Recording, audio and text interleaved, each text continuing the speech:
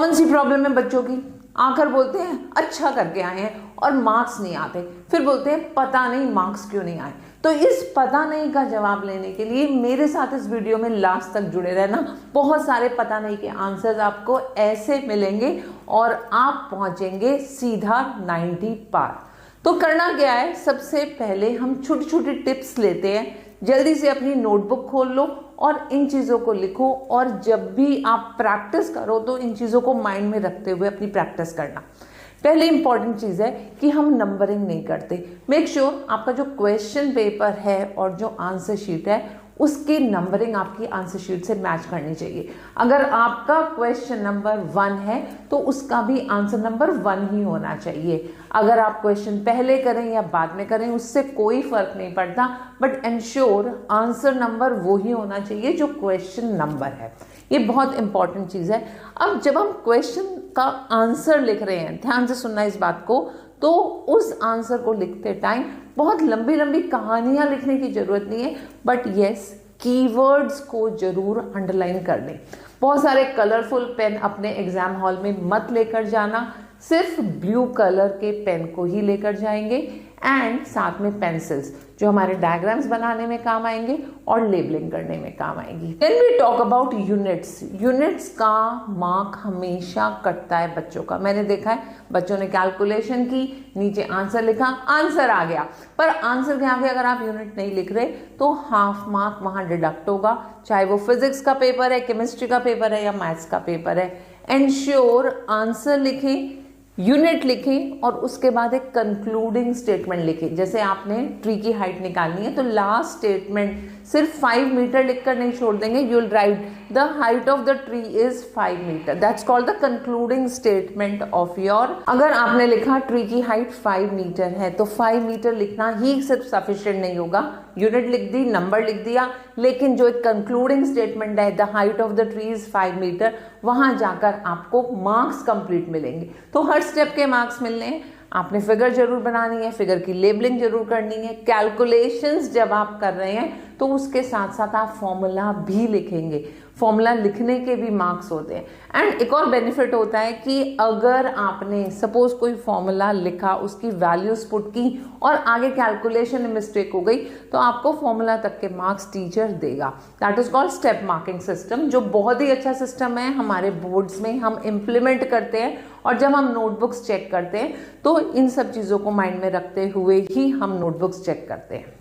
तो अगर हम इन बातों को ध्यान रखेंगे अपने एग्जामिनर को बहुत अच्छे से इंप्रेस कर पाएंगे, और ऑफ कोर्स अगर एग्जामिनर इंप्रेस हो गया तो मार्क्स भी अच्छे देगा। तो पेपर अटेम्प्ट करते टाइम एक और बहुत इंपॉर्टेंट चीज को ध्यान में रखेंगे। सपोज आप क्वेश्चन अटेम्प्ट कर रहे हैं 1, आपको अच्छे से आता है, सेकंड क्वेश्चन अच्छे से आता है, थर्ड क्वेश्चन अच्छे से आता है, फोर्थ क्वेश्चन अच्छे से आता है, उसको आराम आराम से लिखते चले जाओ। अगर आपको डाउट हुआ कि 5th क्वेश्चन आपका कहीं गड़बड़ आ जाएगा, उसको अभी रोक लो, उसको यहाँ अटेम्प्ट मत करो, 6 को अटेम्प्ट करो।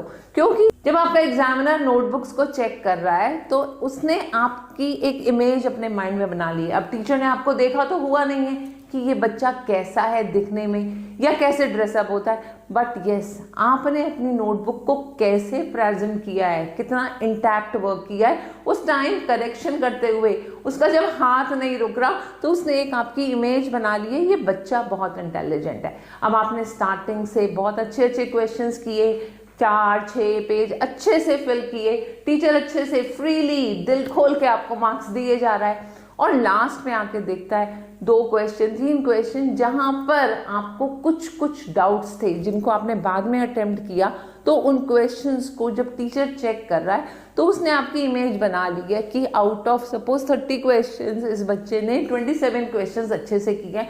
तो वहां पर भी टीचर कंजूसी नहीं करेगा, जितना दिल खोल के मार्क्स दे पाएगा आपको मार्क्स की बारिश कर देगा और आपका स्कोर हायर लेवल। अब मैं लेती हूँ जब आप इंग्लिश में राइटिंग स्किल्स कर रहे हैं तो उनको कैसे अटेम्प्ट करना है। मेक श्योर अगर आप लेटर लिख रहे हैं, नोटिस लिख रहे हैं या कोई भी मैसेज लिख रहे हैं तो उसका जो फॉर्मेट होता है उसको बिल्कुल नहीं भूलना।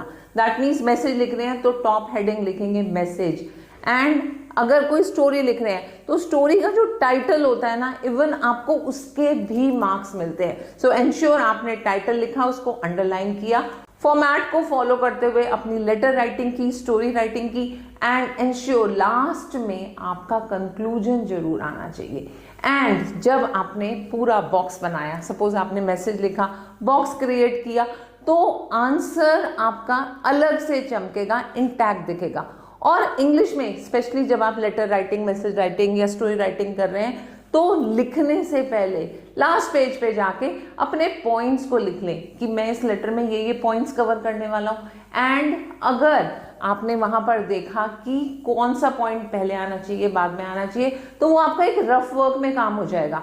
क्योंकि मोस्टली क्या होता है, आपने लेटर लिखा और लिखते लिखते आपके माइंड में और पॉइंट्स आते हैं, हमें ये भी ऐड करना चाहिए, ये भी ऐड करना चाहिए, तो हम फिर उसको बाद में काटते हैं या उसको थोड़ा सा अनटाइडी सा कर देते हैं, वहां पर आपका इंप्रेशन नेगेटिव पड़ जाता है। तो कीवर्ड्स आप लास्ट में लिख लें और कीवर्ड्स को लिखने के बाद फिर अपने लेटर या स्टोरी को फाइनल फॉर्मेट में प्रेजेंट करें। So this is the best way. Writing skill के लिए एक बहुत इंपॉर्टेंट बात बता रही हूँ कि ऐसा नहीं है कि अगर आपको कोई चीज बहुत अच्छे से आ रही है तो उसके लिए 4-5 पेजेस फिल करते रहें।